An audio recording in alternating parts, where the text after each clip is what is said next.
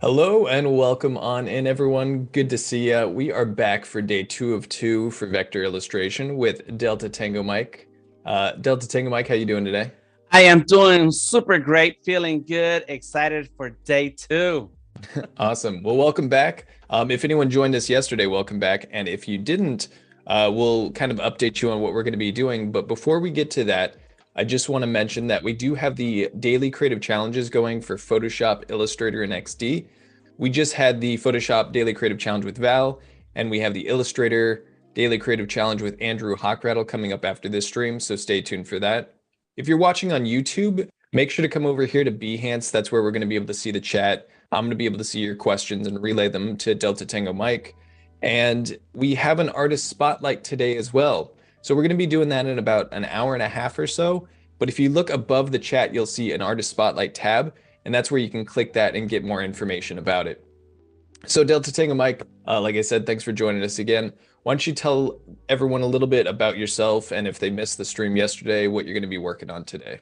Awesome. Cool. I am DeltaTangoMike, DTM. You can find me anywhere on the internet, DeltaTangoMike. People ask me, what's my name?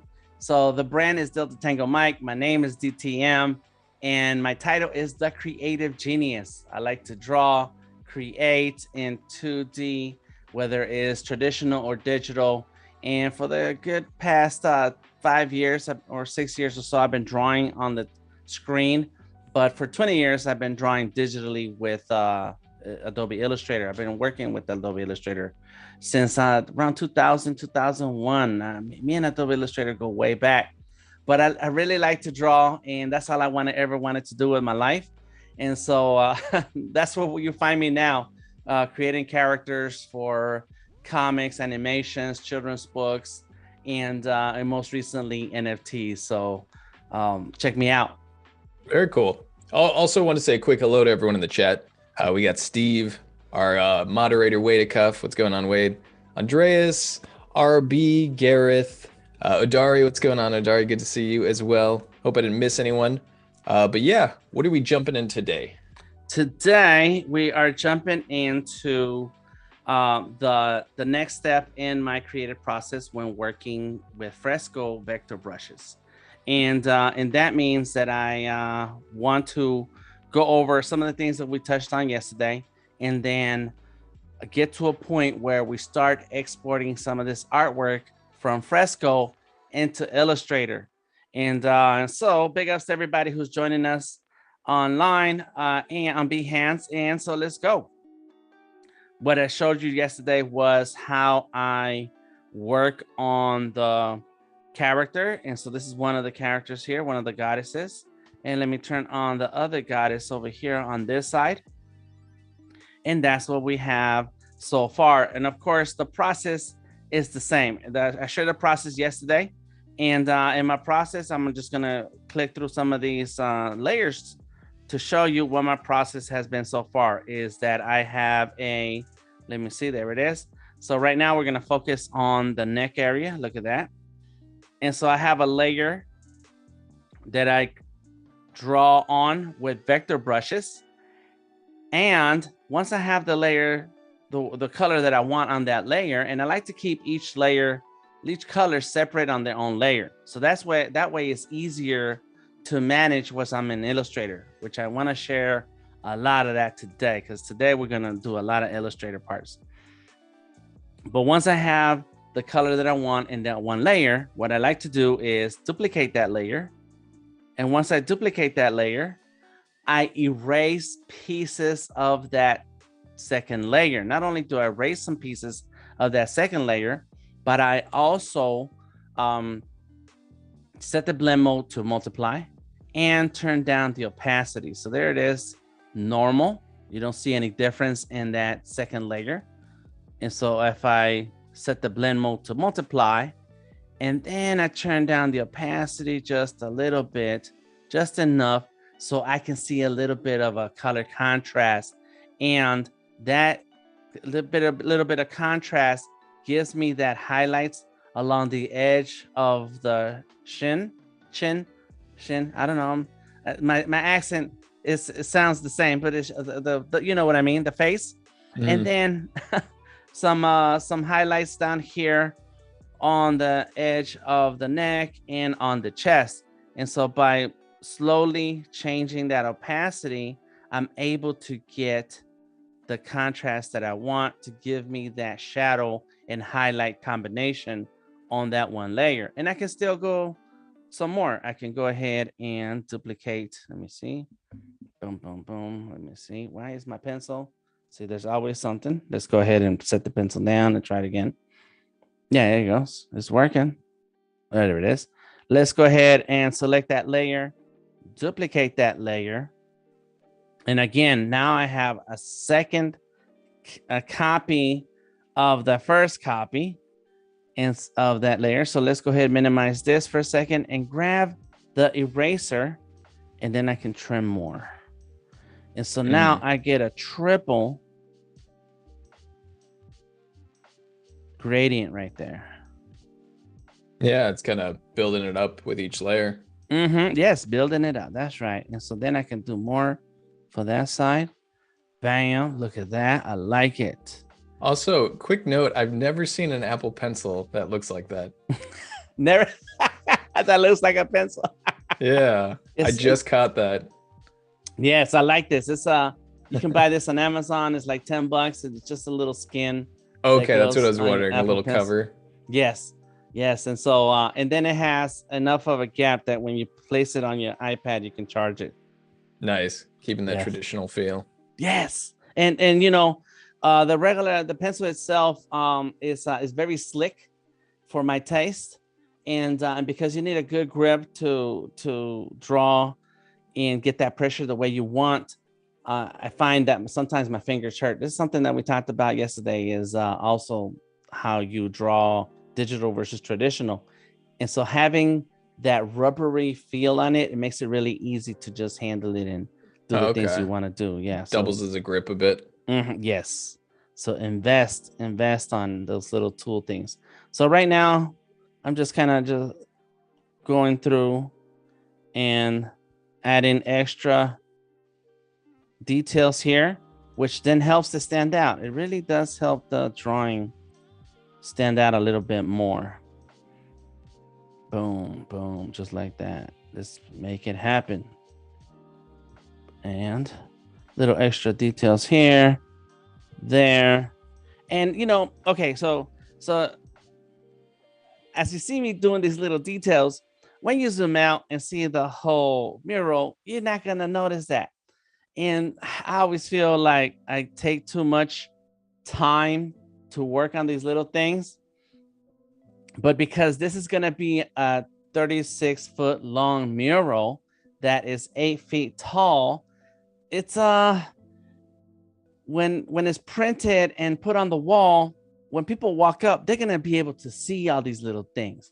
Yeah, so, definitely.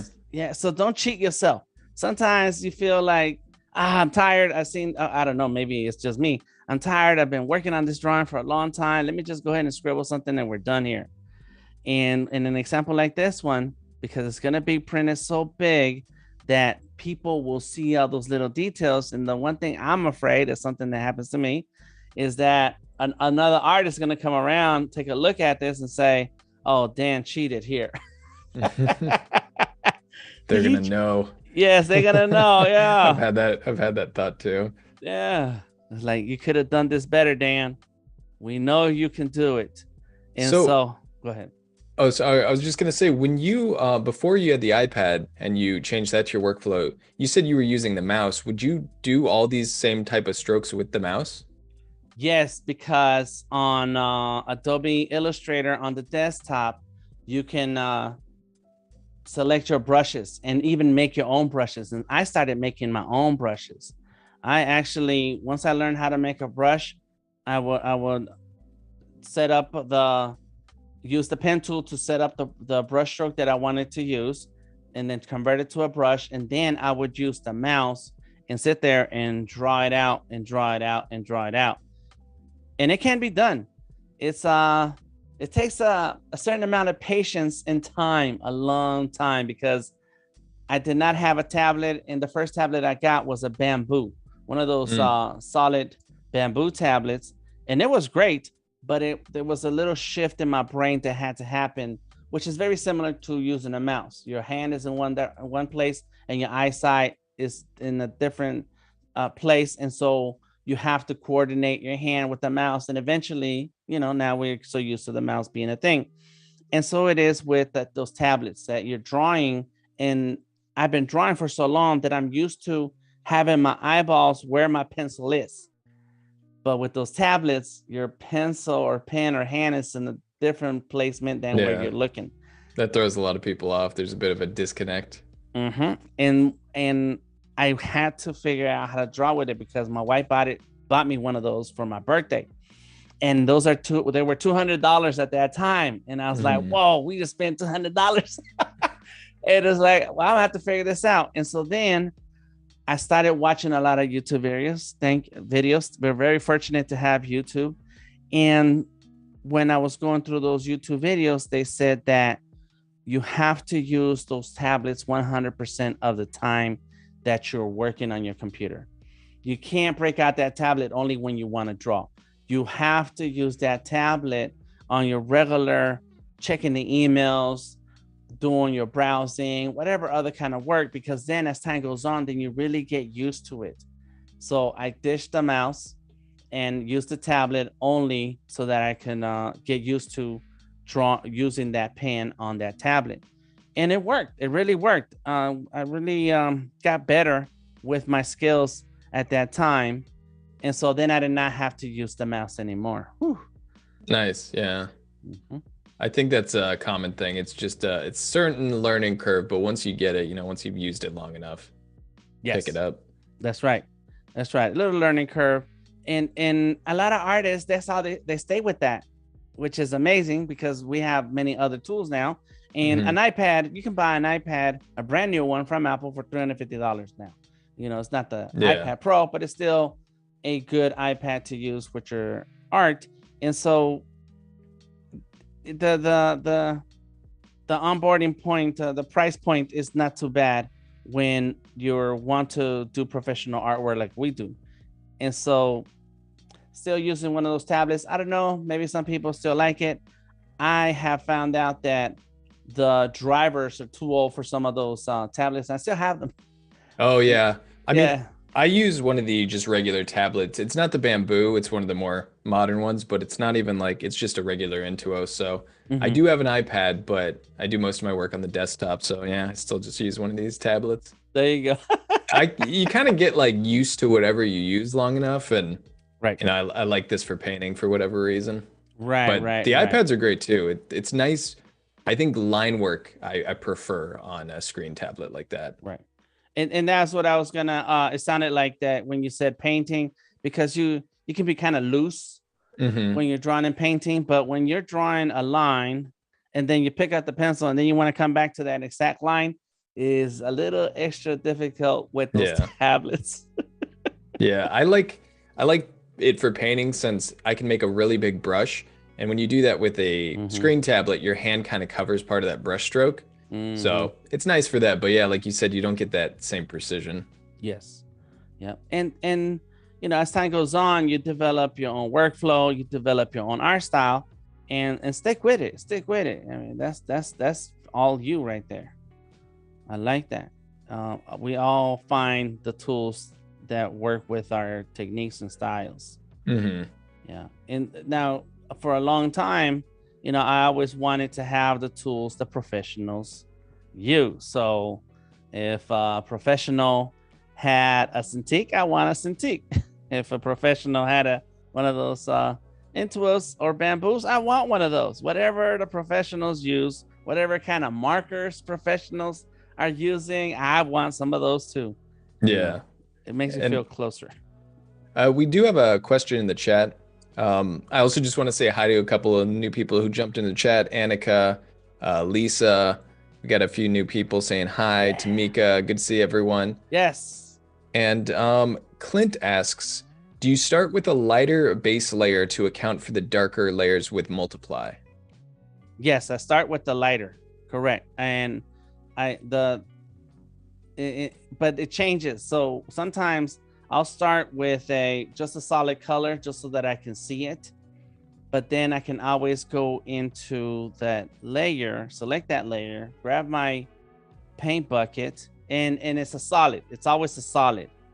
I can grab my paint bucket and then tap, and boom, here we go. I just changed the color of my base layer. And so sometimes I really start with a dark color, start with a solid, and then I go back in and then change the color. And then from then on, it is always a lighter color so that any other layer after that, it gets darker, darker, darker. And that creates that contrast and gradients that build up the image, because there is no other color here. I am using a duplicate of the initial layer and slowly erasing away to reveal the color from the initial layer. There it is. Boom. Yes, that's a good question, and that's the technique. So there goes the first layer up, and I just created this one just for fun so I can add more. Oops, that's the wrong button. There we go. Eraser, and slowly erase away. So you can see that. Bam. I mean, and this is why I've been able to get away from using the layer mask. And some people swear by it. I don't know if you use that, Sam. I don't think I'm familiar with that technique, just because I assume it works a little differently in Illustrator as compared to Photoshop. So yeah, I'm not too familiar with that one. Okay. Go ahead. Oh, I was just gonna say I definitely use layer masks, but I think in a different way than what you're describing. Okay. Well, there you go. This is this way I don't have to worry about going outside the lines, because I'm actually erasing. So adding to this layer, I would have to pay attention to going outside of the shape that I already have. I would also have to pay attention to the making sure that let's see, I was going to say something about that. Going outside the lines, but also the colors and keeping track of colors. That's another reason why I like to do this. There's two parts: the layer mask and keeping track of colors. And now I don't have to keep track of colors, even though this color that I'm erasing, this layer that I'm erasing from, has the same color as the initial layer. So I don't have to start figuring out, well, what blue tone can I add over the blue that I already have, so it kind of flows one right into the other. I don't have to think about that. I'm using the exact same layer, the initial layer, duplicate, and you can see how once I duplicate and I start taking away, boom, duplicate that one, start taking some away, boom, and another one, bam, and there you go. It looks kind of messy. I mean, it kind of works with the texture of the hair, right? Like hair has that really kind of organic look to it. Yes. There's also a couple interesting comments in chat from the tablet discussion we were having. Gideon says the only real advantage outside of desktop apps and everything of a Wacom tablet is you're not hunched over for hours like an iPad or Cintiq. And then Steve said there's a plethora of little stands out there that you can get for the iPad, so you don't have to be hunched over. Do you have a solution or a setup for your iPad that's like props it up in some way? Oh yeah, and so here's a really cheap alternative, okay? Because the internet will sell you expensive stuff, and if you can afford it, go for it, because you know you're rich. So buy two, one for you, one for me. I'm gonna reveal a secret. I talk about this on my stream. So this is my iPad, and there it is, right? I do put stickers on my iPad, so sorry about that. Here we go. Let's put it down. And now I'm going to raise this up in front of my face. So this is a tabletop easel. If you paint and on your desk, there's a little drawer right there, right? So this is where you save your paints and whatever. But it sits on your table, on your desk or whatever, and you raise it up and it has little stoppers right there. Okay. This is $25 on Amazon. It comes with a palette that is meant for you to put your paints on while you're painting. I laid that palette on the easel and then I used tape, black masking tape, to do this, right? It's very cheap. I know it's $25. And then I set my iPad on that and now I get the angle that I want. And I'm able to draw and not be hunched over. And that's going to happen if you don't sit at the table and don't have a stand like this. Yes, that hunch over, you have to work that out because our bodies, I mean, unless you got a second body waiting for you somewhere, yeah, you're going to spend lots of hours and you're going to need to stretch and have the tools that are going to help you. So this is my solution. Yes. Yeah, that's a really practical solution because, like I said, I have an iPad, and a lot of times when I'm on the couch, it's kind of hard to find a good position if you're going to be there a while. But I have one of those little, desktop easels, so I didn't even think to use that. But yes. I mean, it makes sense because you're essentially painting, so why would that right. tool not work? Yeah, that's right. You are painting, and I have two of these, so I have two, so that way I don't have to move one from one desk to another. I do also have a couple of desks where I sit down and draw. And so, yes, I have two of them and boom, just move from one desk to another and keep on working.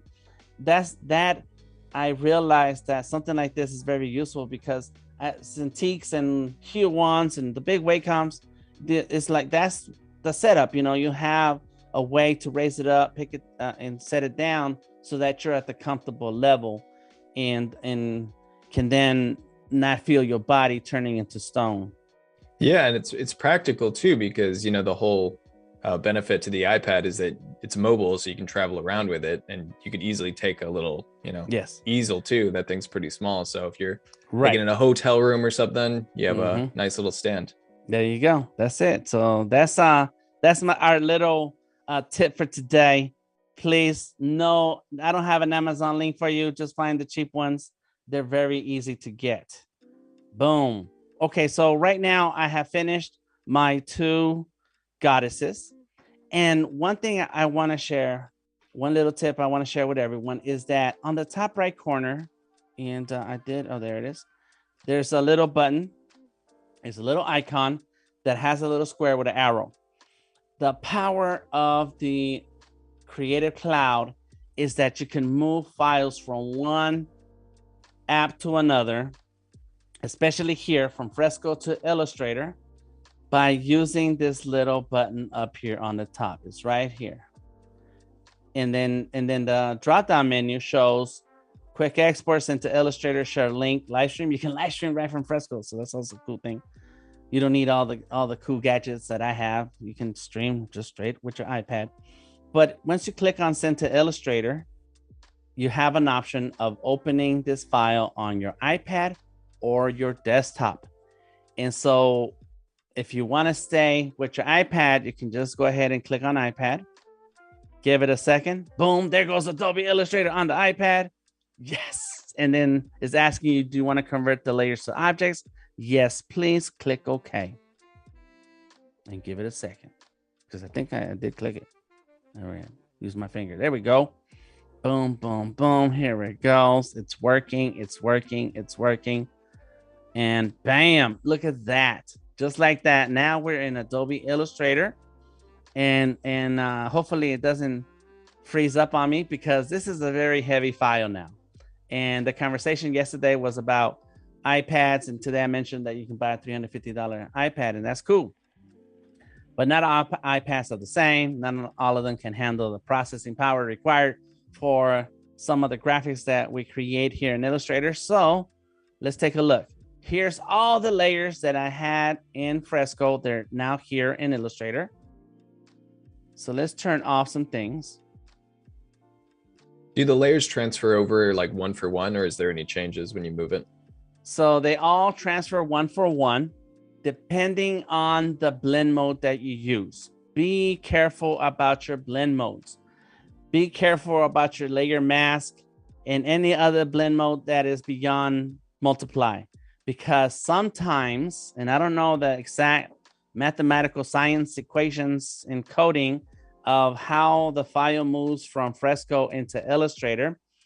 But I remember before we had this option that you would have to export from Fresco as a SVG and then open into Illustrator, that SVG file, and then you would have all your anchor points. But somewhere in that transition, there's a file format that I can't tell what's happening. But when the file finally opens in Illustrator, you just flatten a ton of layers because that file transfer can't handle all these other different blend modes. Is that going to change in the future? Only the Adobe Illustrator and Adobe Fresco teams can tell you that. But that's definitely something to pay attention to before you spend hours and hours on Fresco doing something with your blend modes. And then finally, when you open an Illustrator, boom, a lot of stuff is flat. And so I stick to the multiply blend mode. And if I need to do anything beyond that blend mode, I will do it in Illustrator. If I need to clean up any extra things with some of these layers, I'll do it in Illustrator because I want this. I want to be able to see layer for layer. Look at all of this. This is crazy. Yeah. Oh my God. Oh my God. I get excited. I want to know about you guys. I get excited. Look at this.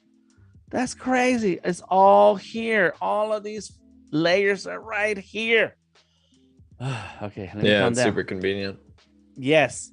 Yes. And I don't mind sitting on the couch drawing, but I'm not going to spend 2-3 hours in the couch working on this. That's not optimal, because your body is not going to be in the right way to in the right position to be able to sit there for a lot of hours. Now, it is convenient if you are traveling, if you're on the move, and you want to bring your iPad with you. Cool, you can find a good spot to sit and work on this.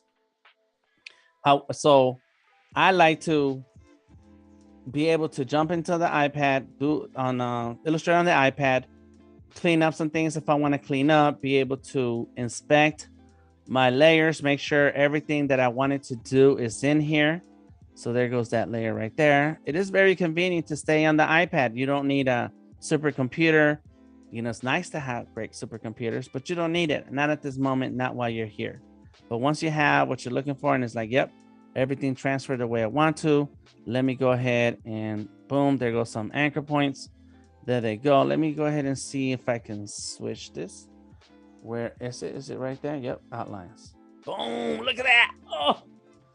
Oh, wow. I love seeing my anchor points, because that means that this artwork is exactly how I decided I wanted it to be.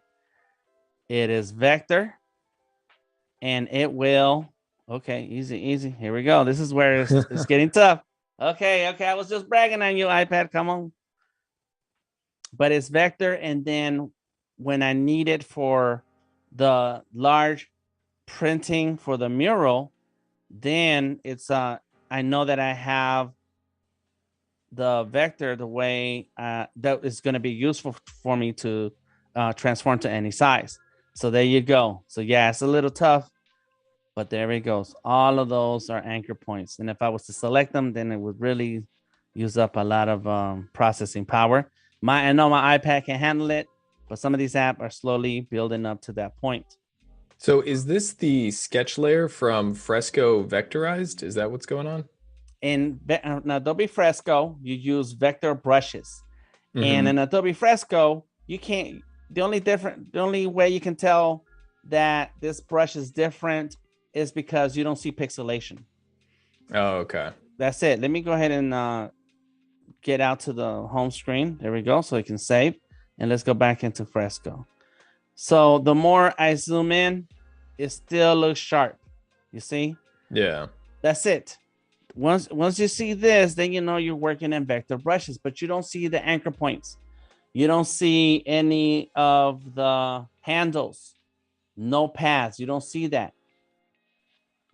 And my brain is telling me that there was something like that coming up soon, but I can't remember exactly the details. In any case, this is all you have in Fresco, and that's cool. That works great because then you can just focus on the drawing. But when you export that into Illustrator and then you take a look, you can now not only edit the layers and the colors and gradients, which we're going to get into, but you can also see your anchor points. And if you need to, you can make adjustments to them. There they go. Now you see your anchor point and your handle. There's the handle. And if there was something that you didn't like, you can go ahead and fix it. I get excited because for by the time I got into Illustrator, I had been drawing professionally for a long time. And like we mentioned yesterday, especially like when you're drawing with ink, once you lay down that line with ink on paper, they're done. That's it. I mean, it's going to take a minute to make adjustments and clean that up to redo your line. I was a professional tattoo artist for 20 years. And once you're sitting there drawing on somebody and with the tattoo machine, the ink goes in with that needle, that's it. There's no eraser, right? Yeah. So the day that someone taught me Illustrator and said, this is how you use the anchor points and the pen tool. And if you want to move it, you can move it. I said, what? You mean I don't have to live with that line? I can say, line, that was cool, but let me just make an adjustment or move it. Wow. I am very passionate about vector. I'm sorry. Yeah, no, I mean, it's got to be tough. Like that's a good way to go from it, where you practice initially and your background is in stuff that's very like unforgiving. So you kind of have to develop that confidence and, you know, that ability to work like that. And then once you're given that freedom, you can do so much with it. But it's got to be stressful going the other way around if you're from a digital background and you go into something a bit more permanent. And I guess that's me basically when I'm using pen and ink. I'm like, this is very intimidating compared to Photoshop. And then you have to work through that. You have to work through yourself to a point where you have to release yourself and be open to whatever happens. You know, sometimes they're happy accidents, and that's why we call them happy accidents.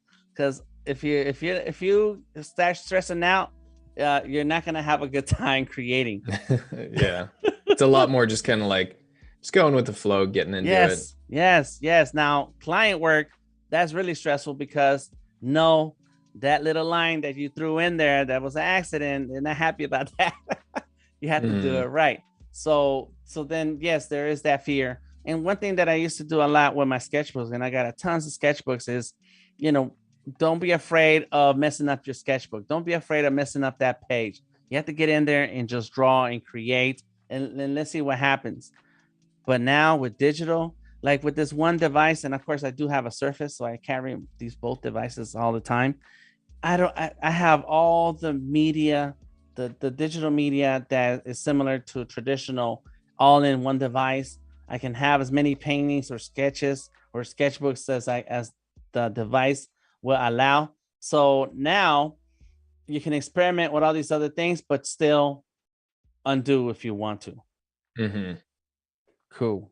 All right. So this is Adobe Illustrator on the iPad. And once I'm on Adobe Illustrator on the iPad, I can then start working on other elements. And so let's go ahead and inspect those elements. Go ahead and open the other pie that was already in the oven. Here we go. It's taking a bit of time because it's a very heavy file. Boom. Now at this point, I will admit that I've already been in Adobe Illustrator on the desktop, and so I made some adjustments that you won't necessarily see on Adobe Illustrator on the iPad, which is one of the reasons why I really like the Creative Cloud. I'm going to keep talking about it because to me, that kind of helped me with my workflow, moving between devices, moving between apps. I can work on this here on my iPad and say, I'm going to make some adjustments while I'm sitting on the couch, chilling, watching the game, or I can just save this and then open this in Creative Cloud on my desktop and start working in adding extra things using the desktop tools. So let's go ahead and explore what we have here. Let's turn this off, off, off, off. Let's go. Let's go. Yes, let's keep going. And another thing that was added recently was that rotate. Oh my gosh. Oof, you gotta love that rotate. Okay, here we go. Boom. So here is the mural. It's still only a small version. It is 18 inches by 4 inches. It is in proportion, but that's not the actual size. And I can always make those adjustments later in Illustrator on the desktop. But right now, what I want to do is make sure that some of these elements are where they belong. So first things first are my goddesses. Got them. That's where they're gonna go. That's where I need them to be. I now have, and there's a gradient back there in the background, which I forgot to talk about. But that's what I do with all of these layers. I start adding gradients. So there is a gradient going on with some of the detail on her neck. There you go. You see it? Boom. It has a gradient, and there is the gradient right here. Bam. I can select everything in that layer. So let's go ahead and open that up. Boom. Where are you? I think it's right here. Yes, is that it? That's one of them. There's another one. I got lots of layers. Oh, okay. So it's like, yeah, some of these are pretty subtle. Right, exactly. And that's the key word right there, subtle. Sometimes you don't want that high contrast. Like maybe here I do, because it's one element over another, or maybe all of this. But like with the body, I wanted to have that little bit of smoothness going around. And that is my technique with these gradients, is to get close to what you do with your brushes in Photoshop. You're able to use all kinds of techniques to get that nice little gradient going, so that the object, like the armor, goes from bright silver to darker silver, and then texture and so on. So because we're doing all vectors, we really can't use the same techniques. I found my way to just let's go ahead and turn all of this off so we can focus. There's a lot going on. Once I'm on the desktop, you'll see how easy it is to manage. Right now, I'm on the iPad, so there's it's not as robust as it is on the desktop. Here we go. Boom. So there. Okay. Yes. So let's see. There's the skin. Lock it. There's some of the shadow, and then the other shadow. And there's one more. Where is the other? Is it in here? No, there's still another shadow. Oh, there's a shadow way up here. There it is. Body shadow. So this body shadow, select it.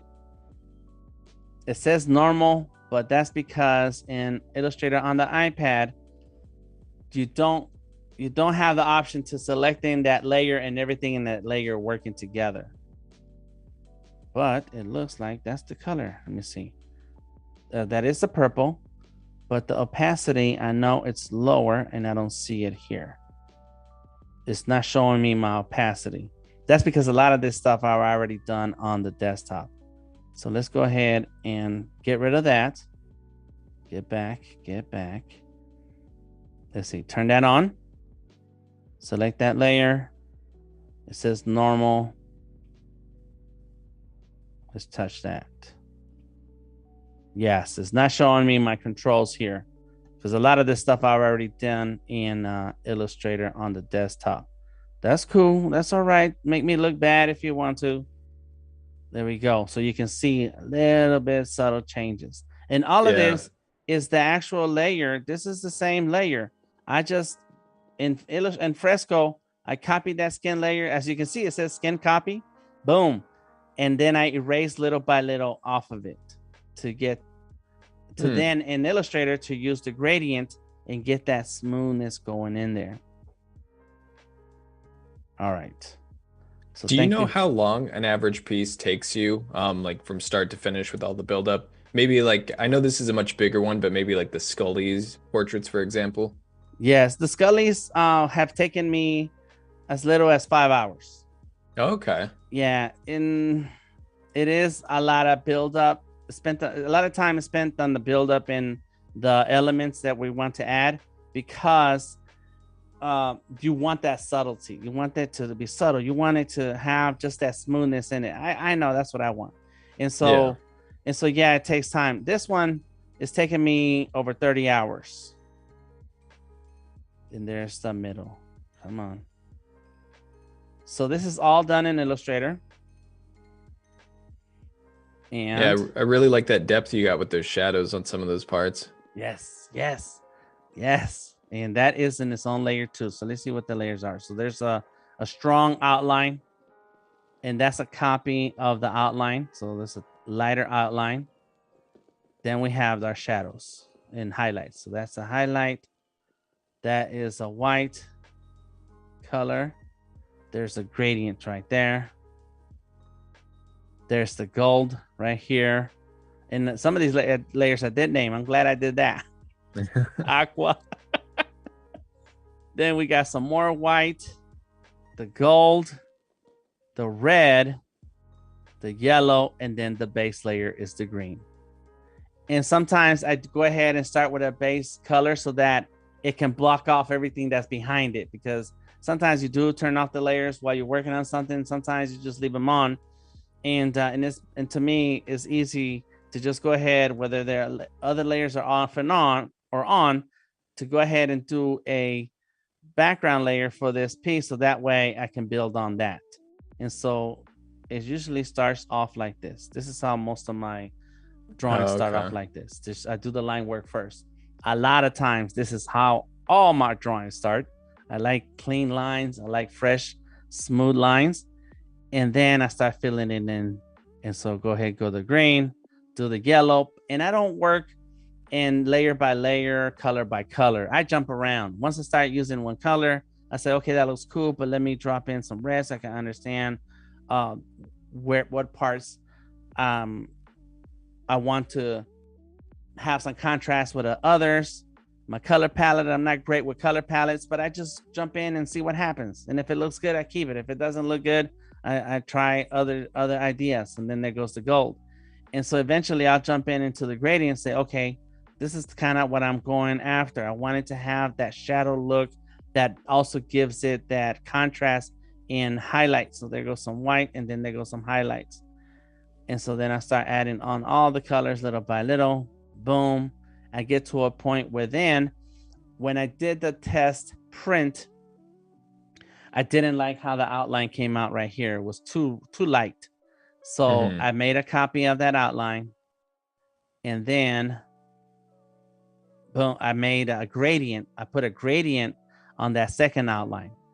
And now it's like, yes, now it has that pop. You know, that pop that the clients are always looking for. Can you make it pop? Definitely. Yeah, it's cool to see how you build all that up with all the different layers. I was curious, you said when you're trying out different color palettes, you kind of throw down some colors here and there. Do you, when you're testing out those colors to see if they look good, do you do like a clean graphic for them, or do you just kind of do like a messy splash of color just to see? Like how refined is it when you first throw it down? The colors are the last things I do. Yeah, so the drawing is pretty much clean. The outline is there, and now I start playing with the colors. Now I do look up a lot of references. A lot of these colors are very ancient and the way they were used, and so it's especially Mexican colors are very bright, and there's very few gradients there. Not say it like that. Let's say they're mostly primary colors, a lot of primary colors. And so that's what I start with. I start with the primary colors.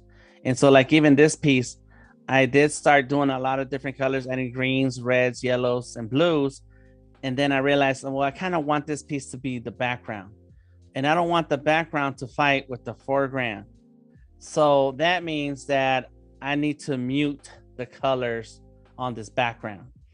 And so then that's when, now that I have a good clean outline of all these elements where I want them, now I'm playing with colors. And that part is the hardest for me, when I'm playing with colors and the gradients to get that balance. And like I mentioned yesterday, I did have an artist reach out to me and say, hey, fellow Gemini. And I can't say it's a Gemini thing, but I will say is that I like balance in my drawings. And so once I get to near the end, that's when I'm trying to figure out, is this size too big? Is this size too small? Does it complement each other? Does it work together? And even the background, and right now it's a little bright because I have a whole another version of this, a lot cleaner. The backgrounds are kind of bright. The Quetzalcoatl, the Tonatiuh is on the top, Quetzalcoatl is on the bottom. And it's kind of muddying up how bright this middle is. So that's when in the end is when I start playing with this and saying, well, let me turn down the opacity a little bit more. Come on. Come on, iPad. I'm doing something here. And it's just slowed down. We're going to switch to the desktop real soon. Mm-hmm. Because I know that desktop can handle it. 32 gigs of RAM, a 2070 GPU. And there it goes. Come on. There it is. Come on. There we go. Oof. All right. We made it. All right. Here we go. So now as I turn down the opacity on the top part, you get to see the middle really pop off. And so I spend a lot of time in that. Yeah, there are no shortcuts to any of this. I wish there was. Yeah, it's a lot of trial and error. It is. But the more you do it, the more you fall into your own process and workflow.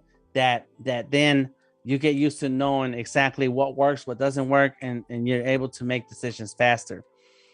With this, because I know it was going to end up as a physical thing that people can walk up to and look at, it's a lot of extra stress because you want to make sure that when you spend the hundreds of dollars to print that big mural, the colors are the way you want them to be, because if they're not, then you're going to have to spend another hundreds of dollars to print the second copy, and I don't want to do that. Yeah. And on that topic, Bruce is asking, did this already go to print? I think you said you did a proof, but not the final, right? Right. So the final has already gone to print. I'm waiting on the email in the next day or two that says, come and pick it up. It takes 5 to 7 days. Yes. And I do have a proof that I am going to share and just hold it up real big, but it's too big to even fit on the screen. So let's go ahead and get ready to switch over to the desktop so that I can make it really easy and less hiccups here. Boom, boom, boom. We're gonna close all these apps. There goes one of my Scullies right there. I like it. So just a quick reminder, if anyone's watching over on YouTube and you have any questions or anything like that, just hop over to Behance. We'll be able to see them there. And also we do have the artist spotlight coming up. Just a reminder for that. If you want to nominate anyone or you're interested, check out the artist spotlight tab above the chat and you can see more info about that. Cool. Yes. Artist spotlight. It's always cool. Okay, so here we are in Adobe Fresco. Fortunately for me, most computers are now having access to Adobe Fresco. So let's go ahead and open up the Fresco file that I was just working in. And you also have that same option of exporting from Fresco into Illustrator right here on the desktop. So let's go ahead and turn on some of these layers. Boom, boom, and turn off all the pixel layers, all the pencil sketching. I'm just going to turn that off. And now I'm using my mouse. Boom, I'm using my main computer. Bam, here we go. And there's a couple of things still left behind. There it is. Yes. Boom, there it is. So now we just have the two goddesses. On the same place as on the iPad in the top right corner, there is an export button. And this one just says send to Illustrator. And that's what I'm going to do. Just click on send to Illustrator. And there it goes, exporting the document. Boom, there goes Illustrator popping open and say, hey, we have a Photoshop import options. Yes, I'll go ahead and convert to layers, make sure that's selected and click OK. And then give it a second. I know you're working hard, computer, and we appreciate you. Come on. Got to give it a little encouragement. Yes. Okay, let me go ahead and close out Fresco so that way we don't use any resources on this right now. Boom, goodbye, Fresco. Thank you very much. There goes Adobe Illustrator. And oh my goodness, let me go ahead and grab some of these windows. It's a little messy when you're in the middle of working on a project. So let's move some of these palettes out the way. Got it. Close all of that. Yes. And so now Control all. Boom. Look at all of those anchor points. Oh my gosh. My goodness. Yes. Oops. Okay. That's not, I wasn't happy about that. There we go.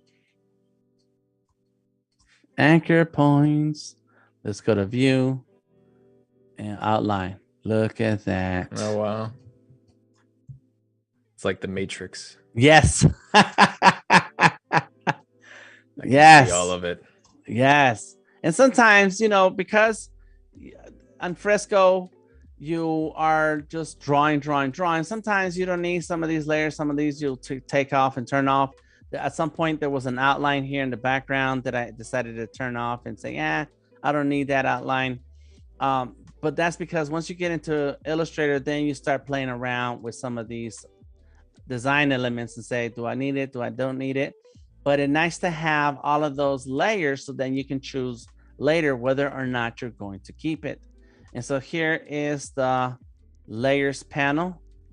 It's it has a lot. That's where the organization makes your life a lot easier at this point. That's right. So then if you know that you put the certain colors and certain layers, let's go ahead and lock all of these and turn them off. And then there we go. I have a layer for the background. See, so now if I wanted to change that color and say, yeah, that gray is kind of cool, but let's add a little bit of red into it.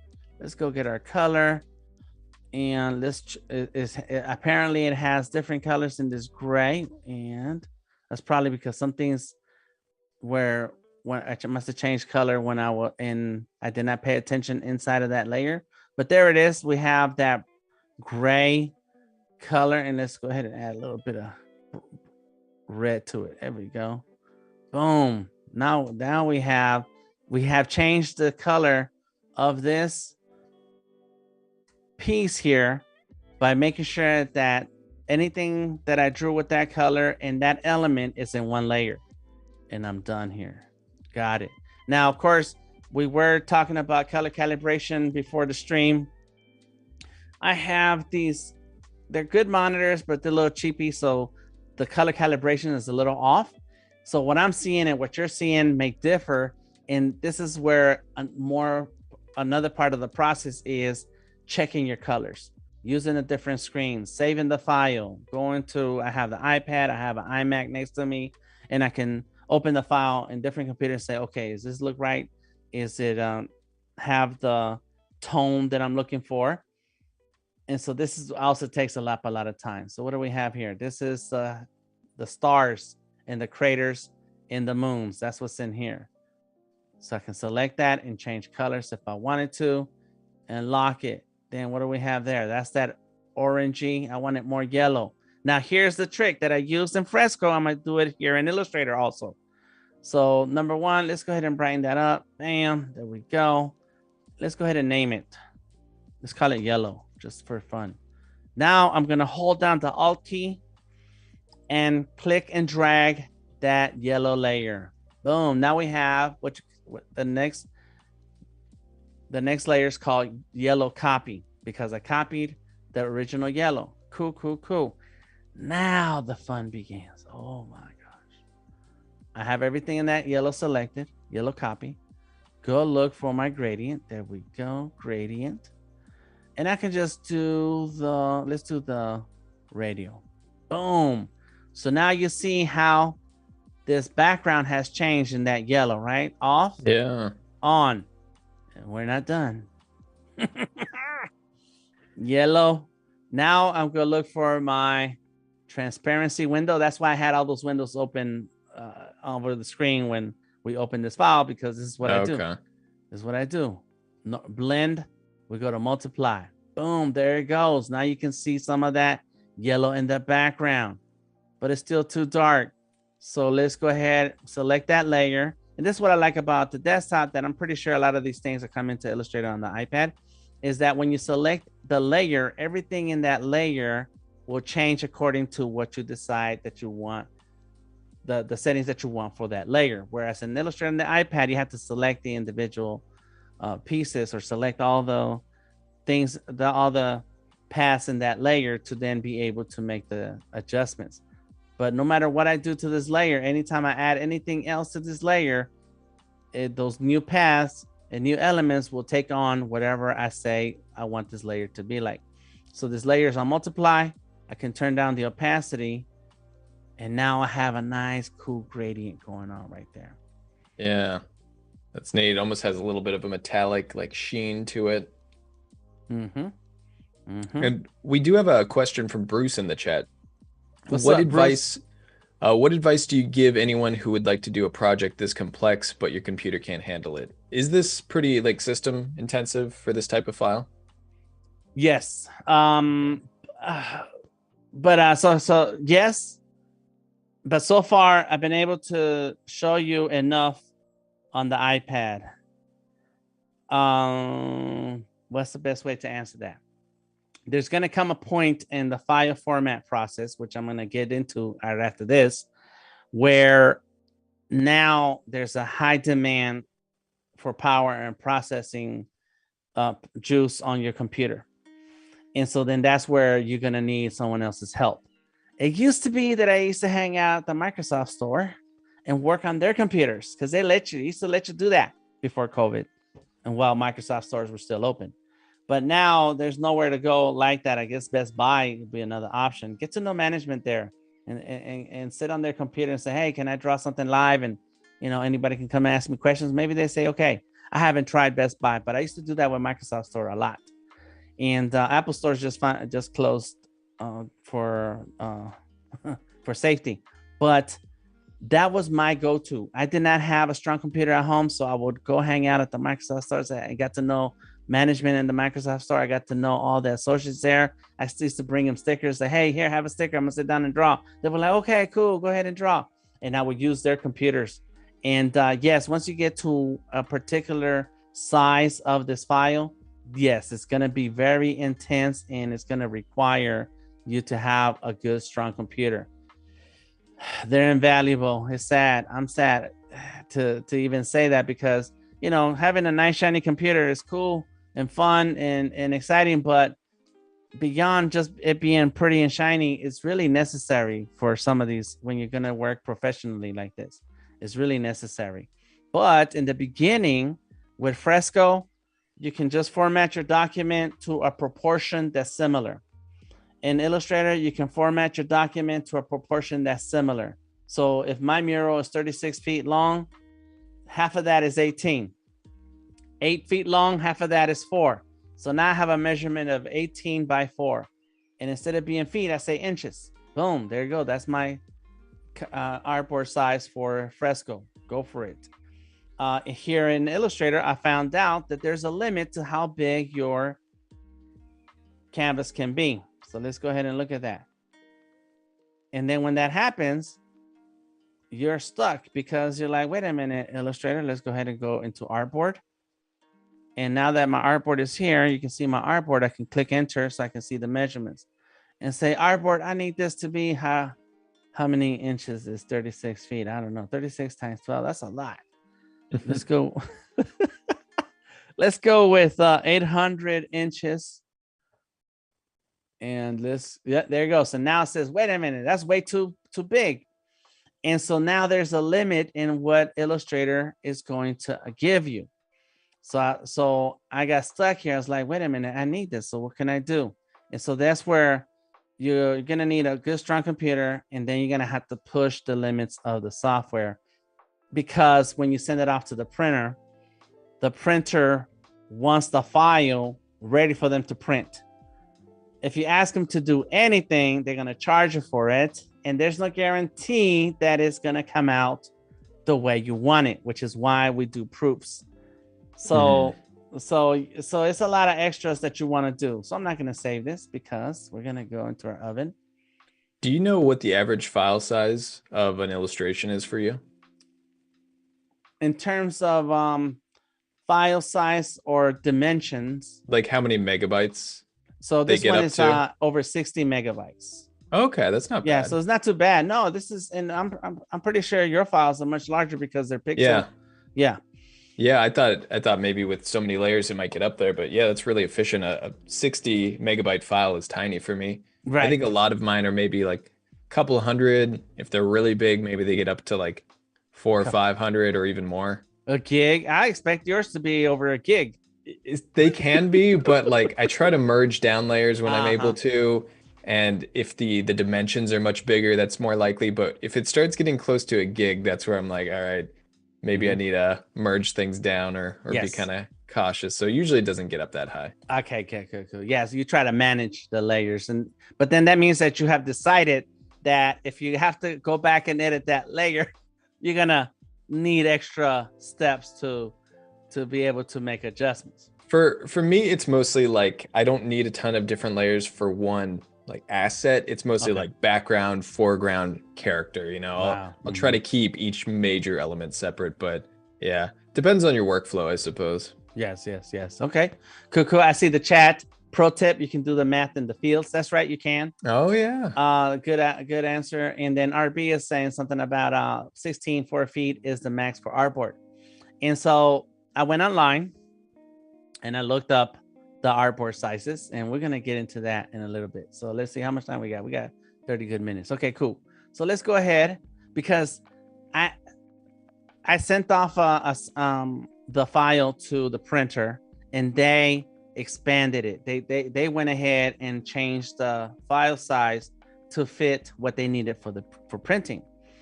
And when they send it back to me to double check that that was right, I have forgotten to unlock a few layers. And so when they stretched out the image, some of those locked layers did not stretch out. They stayed where they were. And so there were extra layers just floating around that didn't belong there. And so I said to myself, and I told them, I said, well, let me work the file so then you don't have to do anything. And that's when a lot of extra work goes in. And this is the graphic design side of production. I mean, you really have to sit there and take your time and organize this in a way where the next person doesn't have to do anything. So here is a layer for Donatio. The whole piece has a name, and I did name it, is Shricotul. And so it's all together.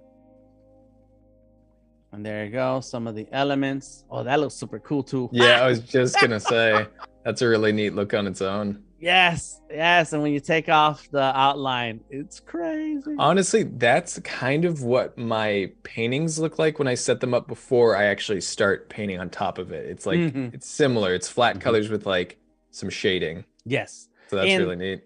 Yeah, and you're the way what you just said, it brings to mind that we have to look at digital art the same way as we do traditional art, where it takes a lot of layers to get the result that we want. And so in the beginning, I had a hard time figuring that out. Even when I was painting, I would use one or two colors and like, well, that's it. One or two layers. And I say, that's it. The painting is done. But then I look at other artists' painting, is like, how did they get that transparency there? How did they get that little shading there, that subtleness in there? And that is through layers. And you do that in traditional art. You do that in digital art too. It takes a series of layers working together in order to make that look that is going to really stand out. So here we go. So there's that. That was cool. There is the other pieces. Okay, let me see. That's that one. And these are all the lines. This is the shading. Let me see. Where's the line? There's the lines right there. So yeah, that looks amazing. That's a whole nother design. I can print 5-10 versions of this. It's cool to see like how much work the gradients are doing there to add that like dimension to it. Yes. And so the gradients, what's cool about these gradients is that I made a copy. So let me see. There's a copy. So that's it. So let's start with that. Let's go here. Hello, Paloma in chat. Welcome on in. Boom. So there's 2 layers. So there's this is the main layer. So there it is. That's the fire. This is supposed to be fire. So that's the fire. So this fire, I made a copy of that fire. And in the copy of that fire, the same fire layer, I added the gradient to that copy. So when I turn off the original fire layer, all you see is those gradients. So even in Illustrator, I still take the time to duplicate a layer and then add the gradient to that duplicated layer so that it plays nice with the original layer. And so this takes 2 layers to make it look like this. Mm-hmm. Bam. And there's the gradient. Look at that. You can see it right there. Yeah, that's neat. So slowly I build all this out, and then the whole thing, this whole layer is, I turn down the opacity. So let's go look in for it. There it is. Transparency is at 82% opacity. And so if that's enough for me, I leave it there, or I can turn it down some more. There it is. Boom. So then when I bring in Oyin, the center, bam, Oyin stands out.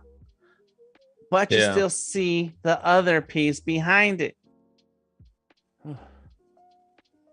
Now let's bring in Quetzalcoatl.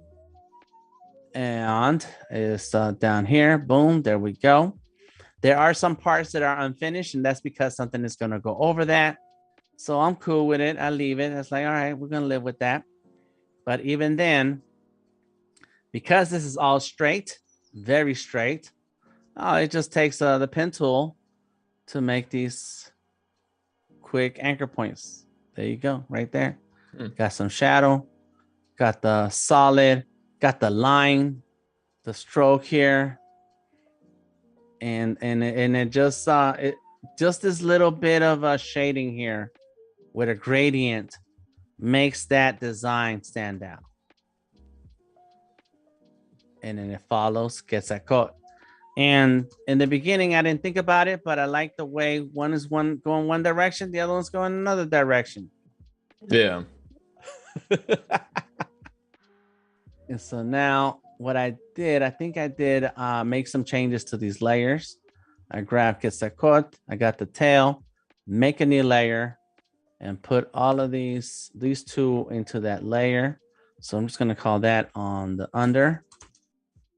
And then select that layer and turn down that opacity. And you want to turn down the opacity on a layer that has all the elements together, because if you do it separately, let's go ahead and pull these back out. If I turn down the opacity on the bottom like this, and then turn down the opacity on Quetzalcoatl's head, you're going to see an overlap. You see that? Oh, yeah. Yeah, you get that ghosting. And so I don't want that. So the only way to get rid of that is to make sure these are both at 100%. This one's at 100% also. And then put all of these into a layer where then this main layer is what I turn down opacity for. There it is. Yeah, that makes sense. I was curious, do you have a favorite stage in your entire workflow? The sketch. Yeah. Yeah. The sketch. I feel like that's a popular answer. Yes, because then, that's the most creative, freeing, relaxing part of the process. Because you're just letting your creativity flow. Your imagination is just going everywhere. It's also a little stressful because you got to kind of tone it down. It's like, oh, we could do this. Like, yeah. But hold up. It needs to work like that. And so you sit there and just take it wherever it goes. And when I'm working with clients, I accept their input. It's like, yes, tell me as much as you want. Maybe we don't include everything, but tell me as much as you want. So that way I have plenty of ideas to work with. And the sketch is just the pencil. I have tons of pencils. I grew up drawing with pencils. The number 2 pencil is the most common, cheapest pencil that anyone has access to. A piece of paper is all you need and some pencils. And so it is it's like I have this long history with the pencil that I'm very, very, very comfortable. So yes, the beginning process is what's going to be the most enjoyable part, because after this is, you know, in this example, I have a final purpose. I have a final destination that I have to get to. How I get there is up to me, but it has to, the colors have to pop the way I want them to. The design needs to be there the way I envisioned it. And then we have to have a final product. But in the beginning of your career, when you're experimenting and trying to figure out what these tools do, that part is also fun, because you're just clicking on stuff, trying different modes, like, whoa, I didn't know that could do that. That's why I like the creative challenges for Photoshop, Illustrator, because those creative and Adobe creative challenges, they have like a one tool that you're going to use that day. And it's like, I know that tool is there, but I never even looked at it because I don't need it.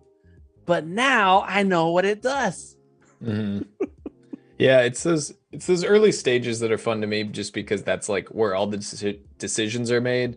That's where everything's kind of, I don't know, you're creating those actual things. A lot of times for me after that, it's like, well, I already know what the image is gonna look like. Those decisions have been made. Now it's just time to clean it up. But I really like coloring for that reason too, because that's like another creative stage where I haven't figured out the colors yet or the lighting. And this is just like the act of creation. The rest of the things after that is just polishing it, really. But that's right. Yeah. Yep. And so that can get a little tedious. That's why I have a hard time working on comics. It's like, I'll create the character. Let me develop the character for you. Let me draw this amazing thing. But then for someone to sit there and draw it like 500 times in the span of a comic, I'm like, wow, I'm kind of tired of looking at that. Yeah, when it's repetitive, kind of the same idea. Yeah, I can relate to that. So now we get to a point where we have to figure out the file size for this. And what I found out is that you can type in the size of this artboard in feet. What? So you start a new document, change your measurements to feet, and you start typing in the feet. Look at this, 36 feet by 8. Oops, that's a 9. 8 feet. Oh my gosh. This is the test banner mural. And it says, it's already warning me. There's a little warning here down here. It's like, you tripping, Dan. I know. Create. Boom, there it is. So Illustrator supports sizes larger than what you can get from the artboard, but you have to start with that file size when you start your document. So what do we do now? Dan, we have art on this document that we need on this document over here. Easy peasy. All right. I don't know if anybody ever says that anymore, but I thought it was fitting here. Bringing it back. There you go. So we have one document up here and another document down here. One thing you want to do, number one, is on your layers window, go to your documents and make sure you click on paste remembers layers, because we're going to do some copy and pasting. All right. So, and I have my layers organized. I have Goyo. That's the name of this one on the right. That's Goyo. Turn it off and on. Yes. So there it is. Everything that belongs to that goddess is in one layer by itself. Select that layer. Control C for copy. Click back into your other artboard or document. Control V to paste and wait for it. Boom. Oh my God, look how little it is. That's crazy.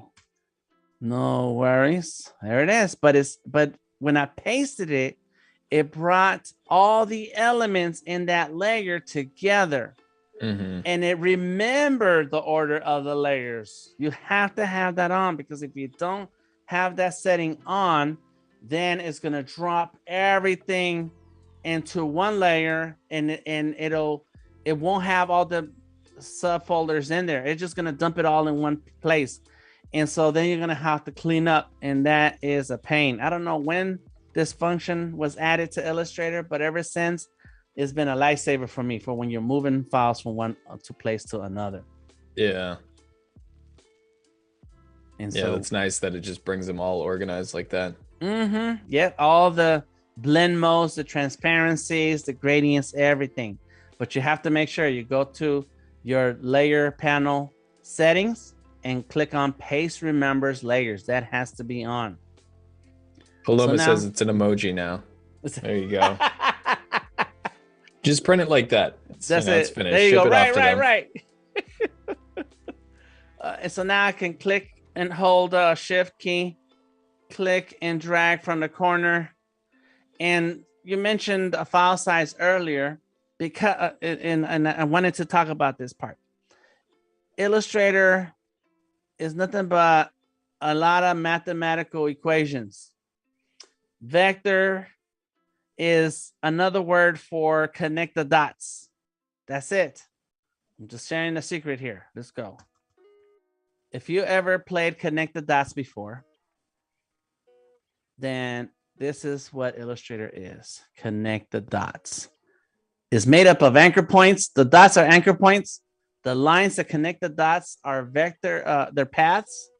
All right. And when we have a dot that needs a curve, we call that a handle. This is it. This is all what vector is.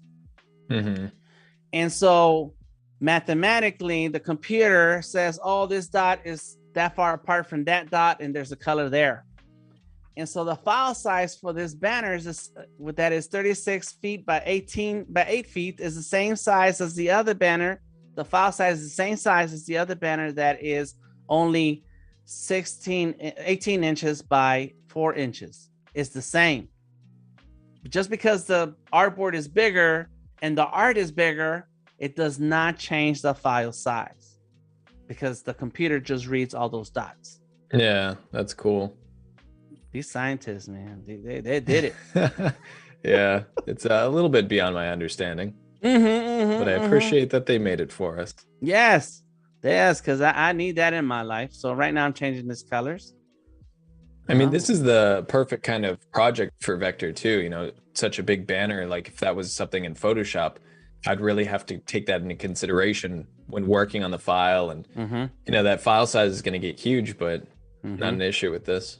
Right. No issues with Vector. So this is it.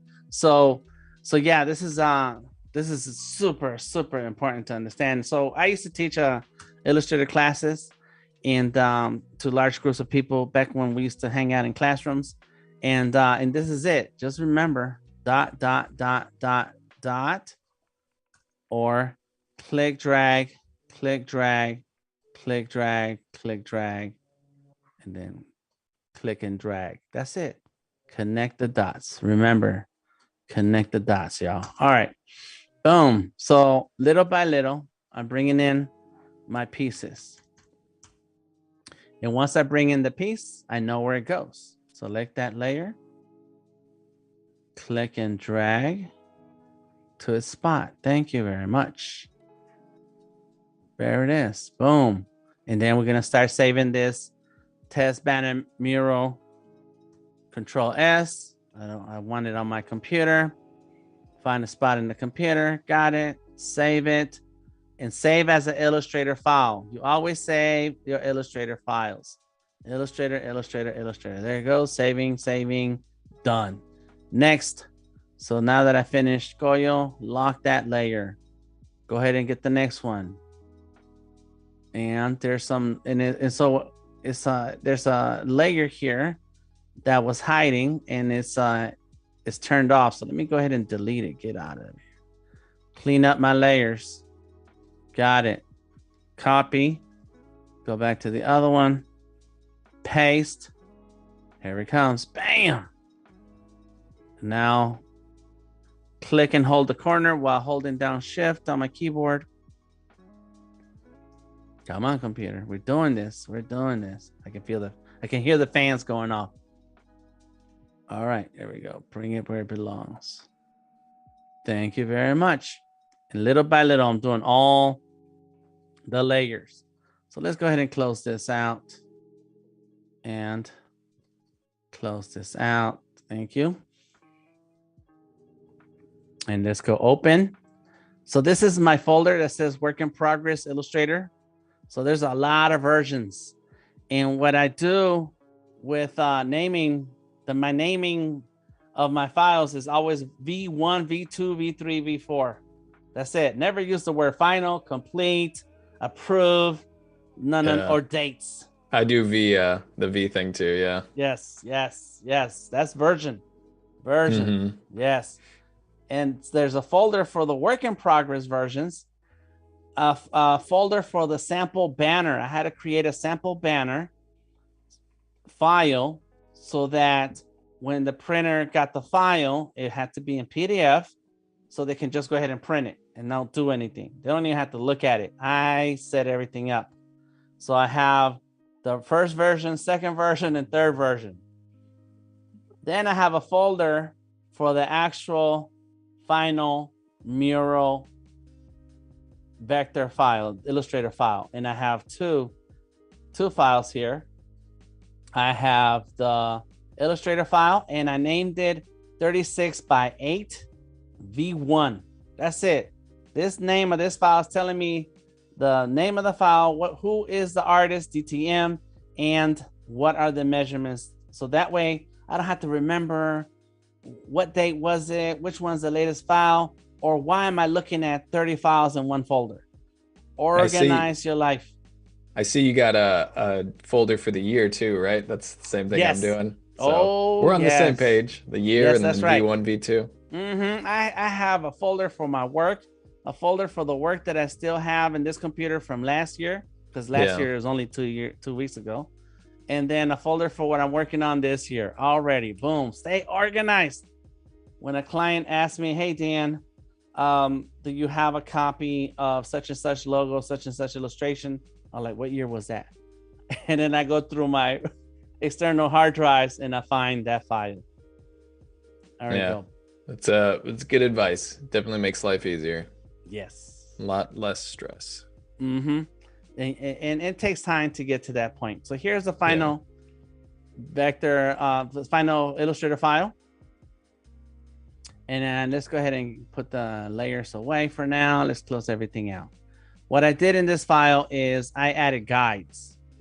I have all these guides here because the wall is made up of 4 feet by 8 feet particle board. And so it is 9 boards across. And so in order to make sure that my file is gonna print to the size that I need, I put up these guides to let me know, okay, here is 4 feet, there is 8 feet, 12 feet, 16, 20, 24, 28, and 32. Is that right? I don't know. I can't see now. Okay, there it is. Yep, and then 36. Bam. And remember, yesterday I was talking about balance. You know, that's the sponsor. You know, we're just going to acknowledge that there's a sponsor. But this is my design right here. This is what I'm paying attention to. So from the start of the second board to the end of the last board here, that's 8. And so I want that within these 8, all my elements that have balance, contrast. There's the Mexican flag colors are in the very background. It's the green, white, and red. I got the hollín popping off the page right there. Looking good. And everywhere you look, it's gradients, gradients, gradients. There's the gradients. Look at gradients inside where the eye makeup is, on the outside of the skull area, inside of the eyes. I don't know what I'm doing. I'm just doing stuff. The eye texture is really cool. Thank you, thank you, thank you. Yeah, I like the look you got with that. And so this is goes right back to where, you know, you're working on a small screen. You know, the iPad is 12 inches, the Surface is 13 inches. If you have a Cintiq and you're fortunate to have a 22, 32, I want a 32-inch Cintiq, Sam. So go ahead and let the powers that be that. I I'll need put that on in the my list. life. Yeah. You know, you can zoom in and do some art, but at the end of the day, you feel like, it's just on the screen, it's just there. But because I know this is gonna get printed very large, people are gonna walk up to this. They're gonna take pictures of themselves in front of it, bunch of selfies. And so I want to make sure that when they get really close, they're like, oh my god, look at all this stuff. There's a little skull right there. Mm.